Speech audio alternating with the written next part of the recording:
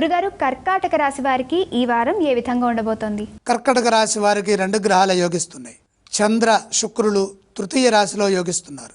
మీ స్వయం కృషి, సంభాషణ నైపుణ్యం, సమయస్ఫూర్తి ప్రధాన బలాలుగా నిలబడతాయి. చంద్ర శుక్ర బలాలు ధైర్యాన్ని, సృజనాత్మకమైన ఆలోచన విధానాన్ని, అలాగే చతురతను, నైపుణ్యాన్ని, సౌఖ్యాన్ని ప్రసాదిస్తాయి. చిన్న ప్రయాణాలు, దగ్గర ప్రయాణాలు కలిసి వస్తాయి. నూతన పరిచయాలు సమాచారపరంగా సాంకేతిక అభివృద్ధికి సహకరిస్తాయి. ఉద్యోగంలో ఒకేసారి కాకుండా పనులను విభజించి ప్రాధాన్యతను అనుసరించి మీరు చేసే పనులను పూర్తి చేసుకోవటం మంచిది. వ్యాపారంలో మెలకువతో ముందుకు సాగాలి. ప్రస్తుతం ఉన్న వ్యవస్థను బలోపేతం చేయాలి. మాట వల్ల అపార్థం రాకుండా ముందుగా ఆలోచించి స్పందించండి.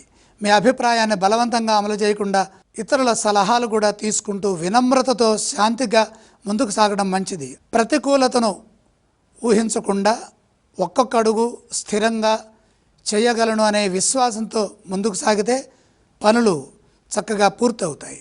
గతంలో ఆగిన పనులను పూర్తి చేయడం ద్వారా కొత్త బాధ్యతలకు అవకాశం ఏర్పడుతుంది. అనుభవం ఉపయోగపడుతుంది. సన్నిహితులతో కలిసి చేసే చిన్న ప్రయత్నం పెద్ద లాభాన్ని ఇస్తుంది. అన్ని విషయాలను మనసులో పెట్టుకొని ఆందోళన చెందకుండా అవసరమైన దాన్ని మాత్రమే ఆలోచించడం ద్వారా పనుల్లో సమతుల్యత ఏర్పడుతుంది. ఈ రాశి వారు ఏ స్తోత్రాన్ని పఠించాలి? కర్కటక రాశి వారు నవగ్రహ ధ్యాన శ్లోకాలు చదువుకోవాలి. ఏ ఆలయాన్ని సందర్శిస్తే మంచిదంటారు? నవగ్రహాలని దర్శించడం మంచిది.